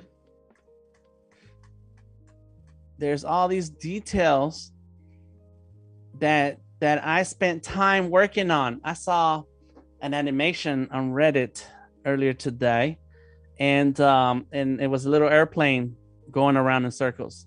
And in the post, the artist said, yeah, there's a lot of details that no one will ever see. And I was like, I feel you, man. I feel you, because that's exactly what happens. You sit there, spend a lot of time working on something, and until someone zooms in really tight, they're not going to see these things. Look at this subtle shading here. Mm-hmm. I showed all of you in the last 2 days, yesterday and today, how to work through all the layers to then get into Illustrator, do your gradients, and turn down the opacity enough just so that you can get that right there. Crazy. I'm sorry, go on and on. I'll keep talking. No, how much time we have left? Yeah, a little heads up to everyone. We actually just have a few minutes before we're going to jump into the artist spotlight. Cool. All right, so the last thing that I will point out is that for a large printing like this, I do go through File and Save As, and then I just save it as a PDF. This is what my printer asks for, a PDF. Okay. You know, check with your printer, whoever you're working with, and I have everything set to RGB. Most printers now will work with RGB. If you have a printer who demands the CMYK file, find another printer, because there's enough technology that things work when you give them an RGB file. Mm-hmm. And then the last word I want to give on this project, or any project that you work on, please think about where your art is going to go. Here's another t-shirt with a different design. I did not create this design. There it goes right there. But I bought this in LA. There's a neighborhood print shop that does all the hardcore Mexican Chicano artwork. But think of your art in a way where it's going to go somewhere. Right now, it may be digital. Right now, it may be in Fresco. It may be in Illustrator, and you're experimenting or working on projects that are going to live on the internet. Think about where can you put this artwork. And so some of these pieces, what I am going to do, once the mural is done, it's up on the wall, I am exporting some of these pieces, and bam, that's a shirt right there. A shirt design. Grab this one. That's another shirt design. Boom. Grab the hollín. Where did my hollín go? There it is, right there. Another shirt design. Put DeltaTangoMike under it, and I got apparel. You know what I mean? I've been producing NFTs in the past year or so. NFT, right there. I have the calendar that I showed you yesterday, and I can grab a lot of these pieces and a lot of my Aztek work and make a 12-month calendar. Think about where your art can live. It has to live out there in the world so that the world can see it. Those last words. That's good advice, because I've kind of thought about that in the past in a slightly different context, which is like, if you're doing a live streaming or a live stream, that could potentially be turned into like a YouTube video, or maybe a snippet into like a TikTok thing. So if you're into social media and you're trying to build that, you know, it's good to kind of consider like how you can kind of repurpose content and art and media that you've done in multiple ways. So you're not just doing a ton more work than you necessarily need to. But yeah, that's I think this is a pretty good spot. We're just about at the end of the countdown for the artist spotlight. I just wanted to let chat know that when we come back from the artist spotlight, we're gonna have a little bit more time left before we gotta wrap it up for the stream. So if you have any questions for Delta Tango Mike, let us know. Just put them in the chat, maybe like right around the end of the artist spotlight, and I'll make sure to read those and field them over to him. Also, welcome on in to anyone who's just joined us towards the second half. Aisha, good to see you. Welcome.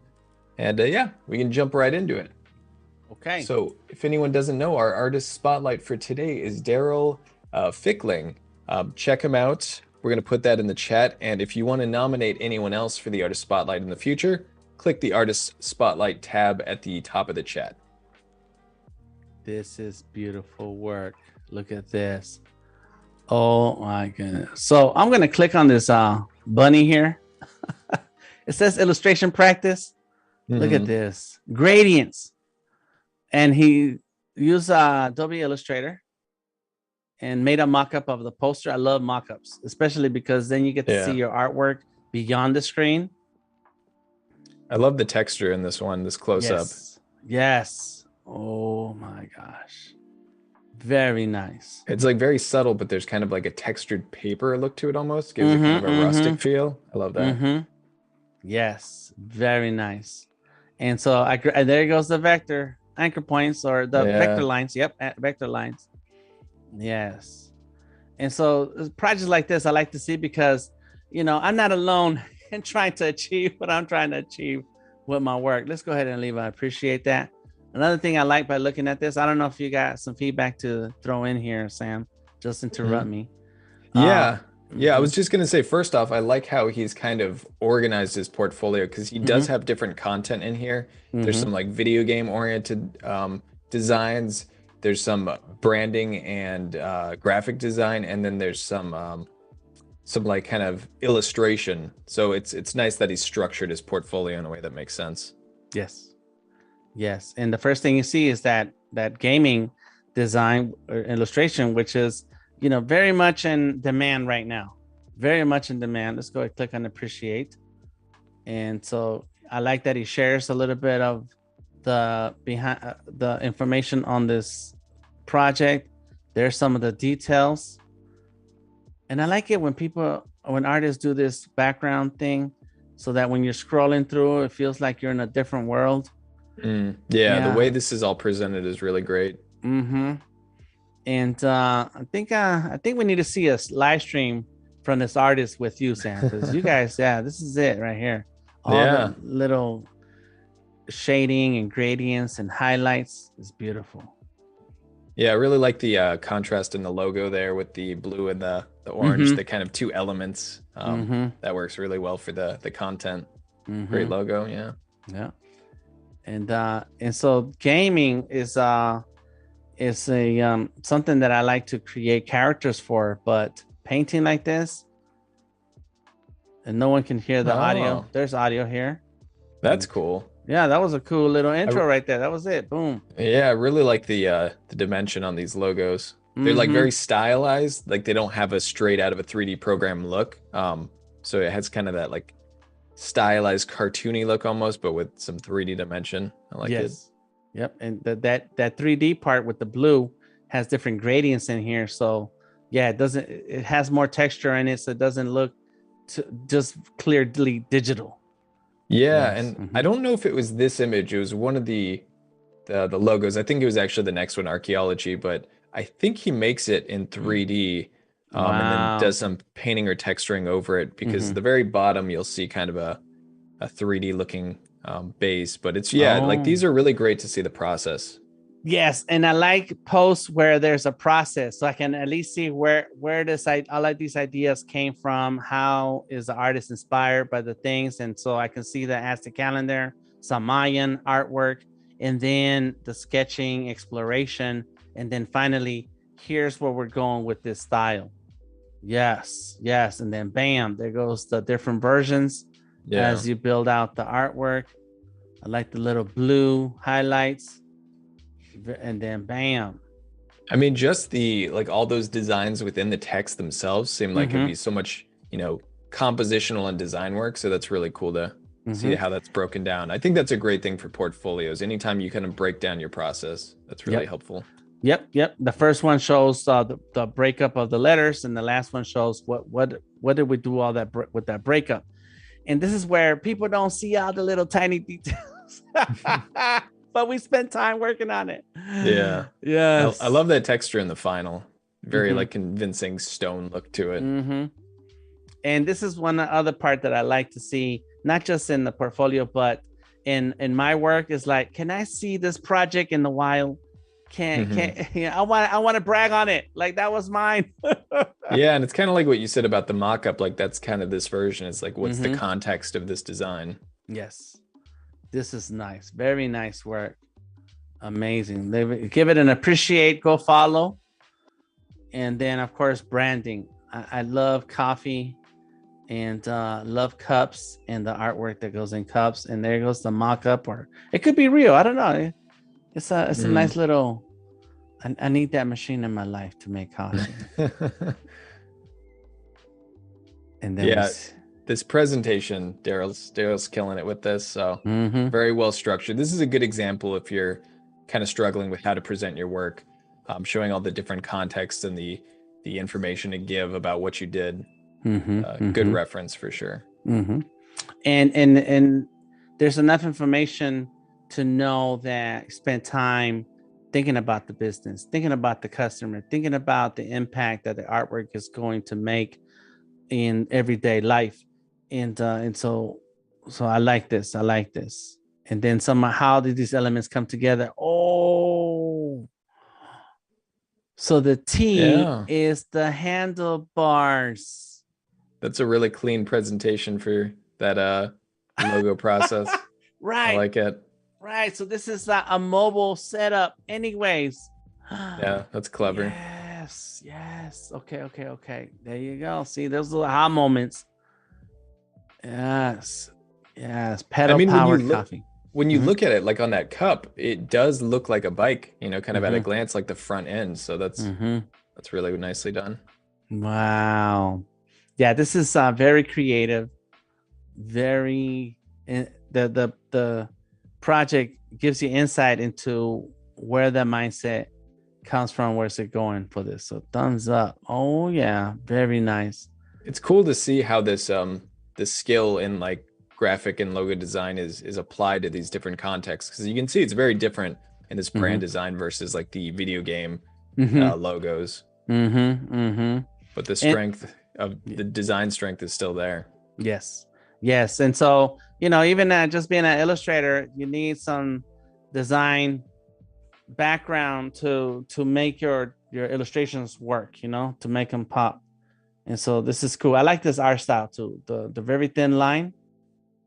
Yeah, kind of like almost that old medieval illustration look. Very stampy like. And I try to draw like that, and then I get caught up with different line weights. I just start going off on what I know. And so it's very, very tough to stay within those parameters and make it look good. Did a good job here. Yeah, really strong sense of style with all these different projects. Like the style is very different, but he's nailing all of them. Yeah. And so this is a perfect example of using someone else's portfolio as a guideline to how you should set up your portfolio. Yeah. I feel like I need that myself. Like, this is a good idea. And the sense of color is amazing. Yes, the shy lights. Okay. Very cool font that he made here. Yeah. Yeah, I wish I was better at typography, because I really like letters. I like seeing nice, clean, beautiful letters. Yeah, I'm the same way. It's really neat to see when it's done well like that, but it's not a strength of mine for sure. And there we go. I like this. Okay, this is cool. Bunch of doodles. Oh, that's neat. Yeah, there is a mock-up. I did a stream where I used a mock-up to do the shoes. And that's awesome. It's awesome to see your work in regular everyday things. And then there goes the sketch. Oh, I like this. Yes. Yeah, that's cool. Hand drawn. Adobe Illustrator on the iPad has a great vectorizing tool that is much better than the Illustrator on the desktop. On the desktop, it's called Image Trace, but on the iPad, it's called Vectorize. And so, yeah, you can take a picture of this ink drawing, bring it into Adobe Illustrator on the iPad, and bam, vector. Yeah, that's perfect for this kind of project. You get that hand-drawn style that they're going for, but put it on any context really clean and vectorized. Yes. And cool tattoos. I like that little skull. Like that little skull with the knife. I mean, even the presentation of that last sketch, like there's the kind of cool background and the angle and everything, and it's showing the detail. Like it's really well presented, even when it's something so simple like a sketchbook page. Yes. I guess you got to clean up your desk a little bit. Take a cool picture like that. Yeah. I like vector. There's a car. I like that car. That's an old school right there. I think it's called a Woody. It's this kind of car because it's got the wood panels. Yeah, with the surfboard on top. Classic look. Yes, I need that. And then bam. Oh, that's neat. Got the gradient. It's the gradients. Yeah, the gradient, especially on that back wheel cover, it looks nice. Yes. And then they go the vector. I like it. And it looks like these squares out here is the wood texture. These are flat. Okay. Rasters right there. Yeah. And then bam. Glass sheen too. It's really nicely done. Very cool. Very nice. Yeah, definitely go follow this amazing artist. Is there something that you'd like to look at here? You want to look at all of them? I'm just clicking through. Let's take a look at one more. Yeah, checking the time. Let's take a look at that illustration studies around the top. It's the portrait image. Oh yeah. That's kind of neat. Okay, there goes Photoshop. Very cool. This is what I wish I could do. All that blending and brush strokes. Yeah, I like that. The brush texture around the hair is really neat. How you get that pink in the cheeks. Yeah, this is really cool to show like some variety in the portfolio.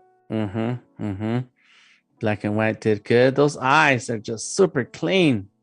Yeah, I love the softness of pretty much everything. Like the hair and the edges are very soft, but the most contrast and the tightest part of the painting is around those facial features, which gives the whole thing an awesome focus to it. Very intentional, very well done. And there you go. Have a fox. Nice. It looks very determined looking fox. And I like how he uses like a different color for the background leg, you know, but it's not black, so that you kind of still see it. It has some color. It's bright, but it's enough contrast. My eye went there too. Yeah, it's like a cooler tone. That's nice. Yes. Yeah. Very nice. And there's a study, so we got to try everything. Yeah. Oh, that's an evil pumpkin. Yeah, these are neat. Okay. Yeah, this is good. This is tough. This is hard to try a whole different texture in the background so that you know that's your background. Yeah. I have to remember that. I draw everything the same. Very cool right here. Yeah, I like the brush work on this.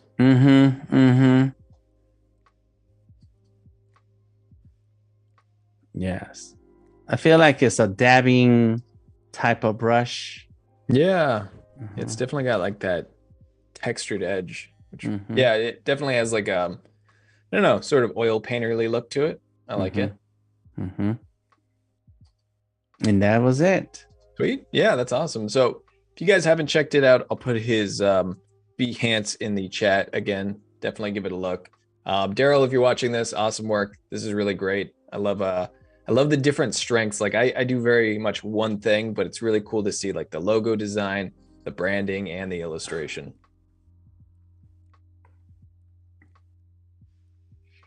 All right. So we can jump back on over to Illustrator. I don't know if there's any questions anyone has in the chat. Anything you'd like to show us before we wrap it up, DeltaTangoMike? Yes, a couple things. Go ahead. Okay. I was just going to ask, well, if you want to show something, I have a project I was going to ask you about otherwise, but no, go ahead. Well, okay. I want to show this one thing and then you can ask me. If you go to my Behance profile, The Creative Genius, that is my art title. There is already a Behance project. It's the second one on the list, mural installation. Click on it. If you're a subscriber, there will be some files here that you can grab so that you can see how I organize some of my sketches. There will be more added later. And it goes through the whole process. I like showing the process because not only does it help me stay organized in my brain and take it out of my brain and put it somewhere where I don't have to think about it anymore, but it also allows someone else to learn from it. Just like we explored this other Behance profile and explored Darryl's artwork, I want people to come here, find my work, and other artists find a way to then say, okay, I understand the process that Dan took to create this, and I can apply some of those workflows in my work and then see how your art is elevated from there. And even if you still, you already have a process and technique that works for you, then it's about how you present your work. Present your work to the world so that we can take the time to look at it and understand what you went through and what's it about. I have a breakdown about what each piece in the design is. And of course, I was talking about streaming. So I did add that there's links to the streams that you're seeing right now. And if you understand POAPs, there's a POAP link that we can always send me a message about later. But there's my process right here. I take pictures along the way. Take screenshots of your work along the way. Show your work. And like Sam was saying earlier, you don't have to start a project specifically for the live stream. On the live stream, work on a project that you was going to work on anyways. You don't have to create a project to show your skills when you can actually just show your work on the regular projects that you're working in now. And so lots of screenshots, more screenshots in the final. And once the mural is installed, I will add it here into the project. Boom. Yeah, I mean, speaking of Behance presentations, that's great. I love the mock-up that you added. That's really cool to kind of visualize, what the layout of that might look like on the wall. Yeah, right there. And then the step-by-step process, that's great. That's always very insightful to see. So if you guys haven't checked it out, this adds a lot of context to what we've been doing today and yesterday. So definitely give that a look. And I was going to ask you about, it looks like you've done a project for the Adobe Creative Residency Fund. Is that correct? Was it 100 or 1,000 pencils? 100 pencils? 100 pencils. Yes. Can you tell us a little bit about that? Yes. I will tell you first things first that big ups to Adobe to keeping the community of artists together and close to their heart, because the Adobe Creative Residency is an amazing program. And I was very fortunate to be part of it last year. My goal was to draw 100 pencils and create a coloring book called 100 Pencils Coloring Book. And what I did was draw all the markers and pencils that we use every day. And so here's just a little sample of some of the markers. Oh, these are digital. These are just my digital cup. And so this is just some of them. And I have a ton of markers and pencils everywhere. And so I talk about it a little bit. And I mentioned that I am going to stream. So I spent like 30 live streams going through this process. I explained all of it. I drew it all live. And this is just a picture of some of the markers that I own. That's some. I have tons. I have an addiction. And then, then I go through my process. And what I wanted to accomplish with this was show how to use Adobe Illustrator on the iPad. That was the goal. And so this is in the early days of Adobe Illustrator on the iPad. It did not have all the bells and whistles that it has now. And so I had to take my time and explore the tools see how could I get the gradients. This is all done on Illustrator on the iPad. I got the gradients in there, I got the different layers, and I said, okay, I can do what I want to do on the iPad, so let's go. And so here's a screenshot of some of my live streams. There it goes. That's me right here on the bottom left. That's the Aztek calendar that I was talking about yesterday. And again, there goes the iPad, and boom, me drawing on the iPad. And so I go through my process, and what I did was I drew one marker, and then I duplicated that layer with that marker and put it behind the logo of Molotov. In this case, it's Molotov markers. And so I made up some words to go with it, and that's the Illustrator on the iPad layout. All of this is in Illustrator on the iPad. There goes the anchor points. There goes the outlines, just showing the path. And then finally, I toned down the color, because those who download the coloring book then have a color that they can go over and not compete with them. So I did that with several types of markers: Molotov, Palomino, Blackwing pencils. If you know about your pencils, those are good pencils. And then Sharpie, brush pens. Oh, I love markers. Oh my gosh.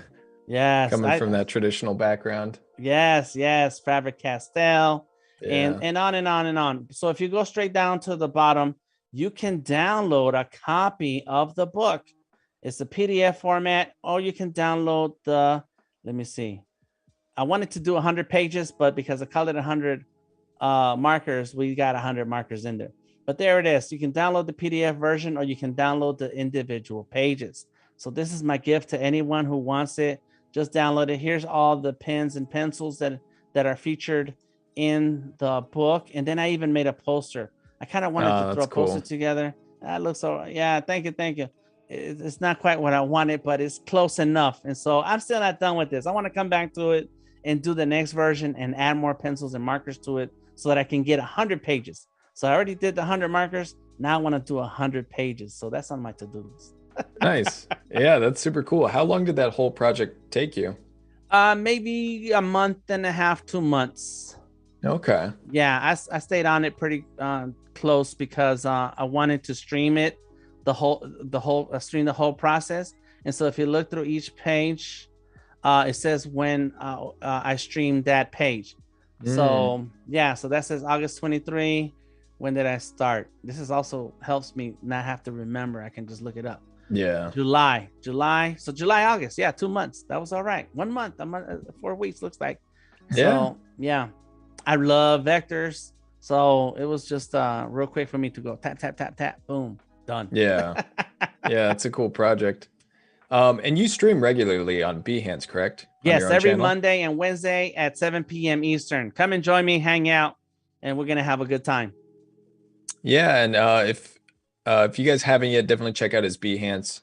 You can check out the live stream tab. And also, if you haven't, anyone can live stream from their Behance profile. So if you go there, it's very easy to set up. So if you're interested, you're able to stream as well. Mm-hmm. Yes. Very cool. Thank you. Yes, join us, hang out. And yeah, in the stream, yeah, share your process. Even if you don't have a camera and you don't want to show your face, it's okay. If you don't want to talk, it's okay. Just show a little bit of your process. Let the world know your skills. We won't know until you tell us. Yeah, and I think it's one of those things where you can start live streaming as simple as you want. I think it's very intimidating for a lot of people, but you don't need fancy graphics. You don't need super high resolution camera and really expensive mic. You can just use whatever you have, and if you don't have anything, you can just share your screen. So it's a very accessible thing to do if you want to start small, but I'd recommend it. Great community. It's been a lot of fun. Yes. Yeah. Yes. I guess we're both big fans of live streaming, so a little bit biased, but yeah, I like to talk. So, just any opportunity to talk about art. My favorite subject is art and drawing. So that's all that streaming fits my bill, boom. Yeah, for sure. I can relate. Well, I think we're coming to the end of our stream. If you want to tell people a little bit about yourself, where they can find you, any farewell information you want to. Yes. Find me anywhere on the internet under DeltaTangoMike. That's my Instagram. That's my Twitter. That's my Facebook. That's my website. I suggest that all artists find one name, one word to use across all social medias, please. All right. So that way it's real easy to share, real easy to tell. I don't have to show a Facebook icon and then a different word that was on my Twitter and so on. So just one word, DeltaTangoMike. Find me. I love to talk about art. Join the Discord, hang out with us. In the Discord, we have several other streamers like Odari, who was here on the chat earlier. Tamika was also in the chat earlier. They both stream different days than I do, and we all hang out together and talk about art, in the business of art. If there's a moment in the artist's mind where there will be a switch and say, hey, maybe I could charge for this. Well, then let's talk about that, because it's important that us as artists join this community and build a community so we can all get paid what we deserve. And you don't get paid what you deserve, you get paid what you negotiate. So we got to get better at negotiating. And that's how I feel about the artist community. We got to work together, build together to then live the life that we want to live as creatives, enjoying the thing that we like to do. And that's how I live my life. So come on through, hang out. You can find the Scullies. I did draw a bunch of skulls. There goes Tupac right here. And that is on Instagram, Scully series. That is also the Twitter. And I share my process in creating NFTs. The art business is not for everybody, and there's all kinds of businesses out there, from fine art to digital art to NFTs, whatever your flavor is. Let's talk about it, and I like to share a lot of that. Awesome. Well, DeltaTangoMike, thank you so much. It's been a fun 2 days. I just want to give everyone a reminder that we have the Illustrator Daily Creative Challenge with Andrew Hockrattle coming up next. We also got 2 new segments today coming up later as well. Graphic Glow Up with Voodoo Val, and we have How To with Claddy, so stay tuned for those. DeltaTangoMike, thanks so much. Appreciate it. Thank you very much. Enjoy the rest of your day, y'all. All right, thanks for joining, everyone. See you next time.